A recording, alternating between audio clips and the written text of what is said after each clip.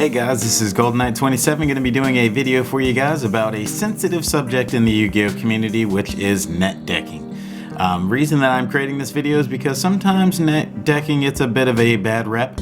Some people hate it, some people love it, some people only net deck, some people do not. So I figured I would take the time today to go over the benefits of the net decking system and what it is actually. So if you're not familiar with net decking, you're going to get ready to learn what it is. Now be sure to hit the subscribe button and hit the little notification bell so that you can receive my videos as they happen. So without further ado, I'm going to go ahead and get started for you guys.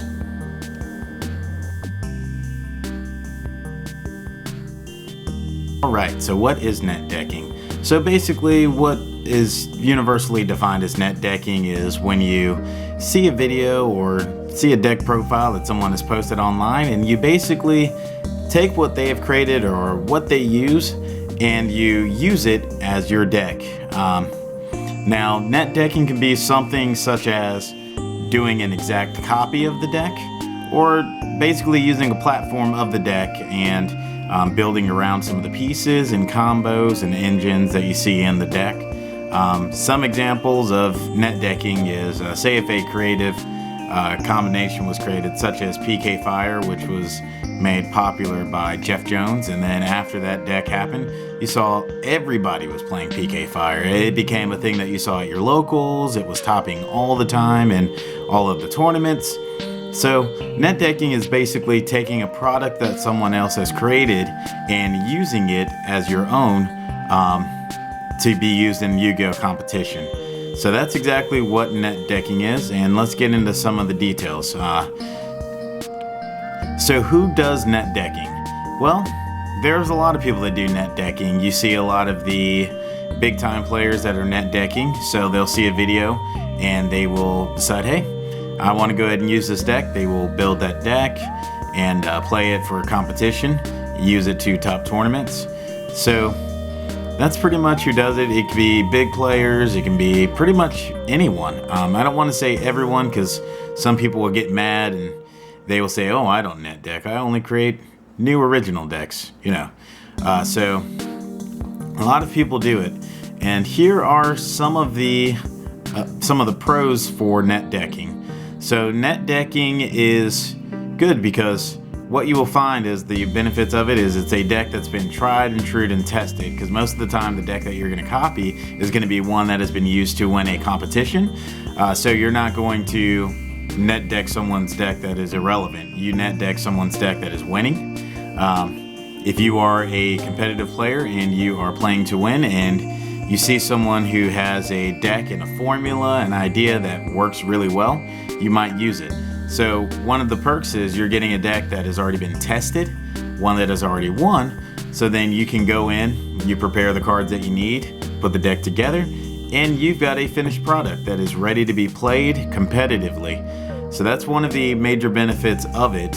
I guess one of the cons that would work out with it is if you do net deck a deck, but you don't truly play test it or put any time into the deck, you're not going to reap the benefits, because you could give anybody, you know, a deck that was the winning deck at YCS, but if you didn't create the combos or you didn't spend the time investing in learning how to play the deck, you're ultimately going to find yourself in the middle of a duel not knowing what to do with the deck simply because you found the deck online, decided to play it, but did not invest the time in it. So one of the key things being is if you did not create the deck yourself and you fail to invest the time in the deck, you're going to find yourself probably losing, because if you do not invest the time practicing and play testing, you're not going to know what to do with it.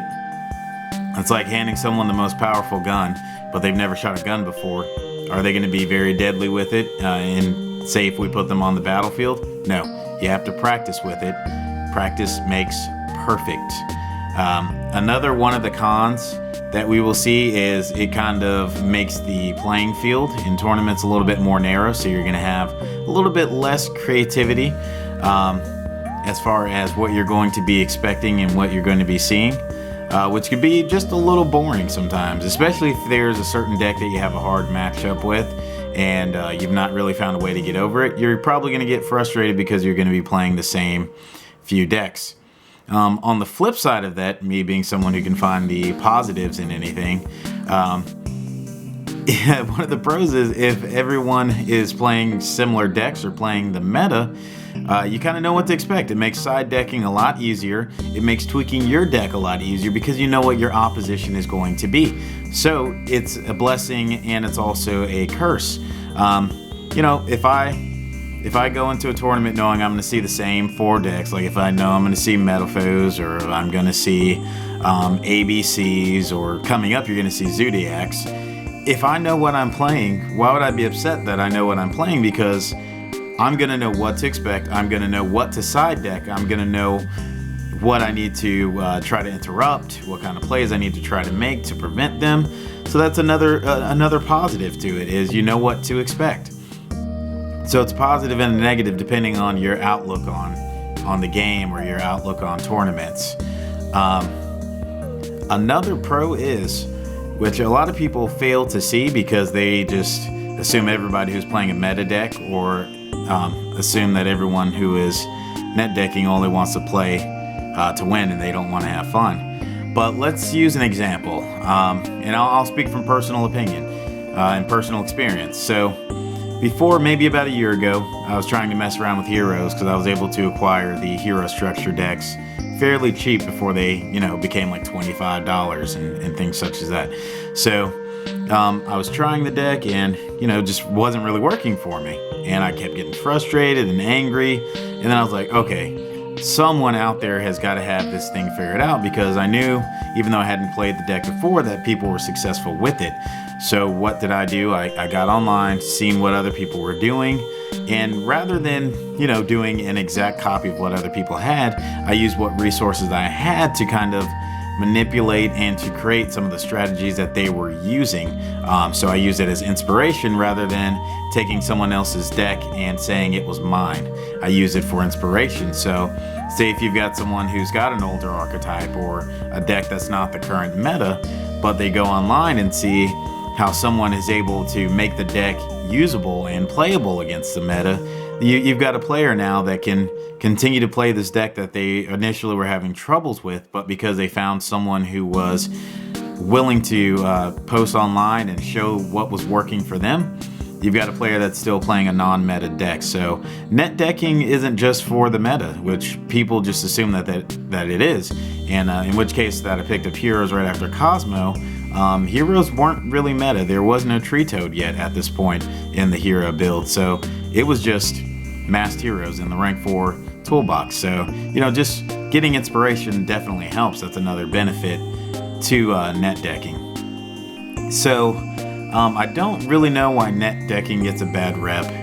You see people online that think that, oh, they're just playing the meta, they can't be creative, they're killing creative Yu-Gi-Oh. That's absolutely not the case. You know, not everyone is going to copy a deck list card for card. There's going to be people that are, but not everybody is going to do that, and it can be a little annoying when you see that online.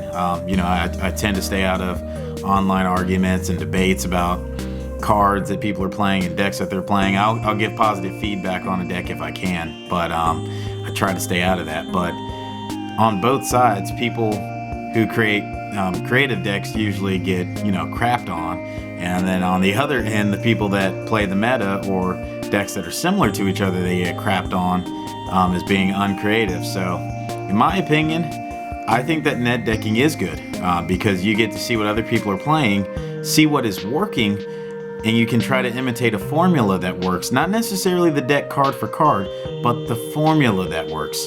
And also, on the other end, I think that it gives you inspiration to still be creative. You can find strategies that may not be card for card duplicates of a deck. Net decking is good for the game, guys. I don't care what anybody says. It's still good for the game. I think it's healthy because we can allow decks that may not have been competitive, that, you know, this one person had great success with a deck, that person is able to inspire and help other creative duelists out there to continue to use a deck that may not be mainstream or the meta. So what are you guys' opinions? Do you guys net deck at all? Do you guys feel that it's a bad thing to do?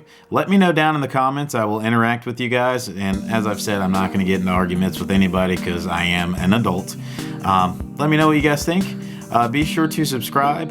And if you have, say, net decked a deck, what was it and what led you to copy that deck? And as always, I'm Golden Knight 27. I will see you guys next time. And I'm glad to be in front of the camera again. I've been kind of behind the computer, but it's nice to kind of just be behind a camera and I'm filming in HD. Have a great day, guys.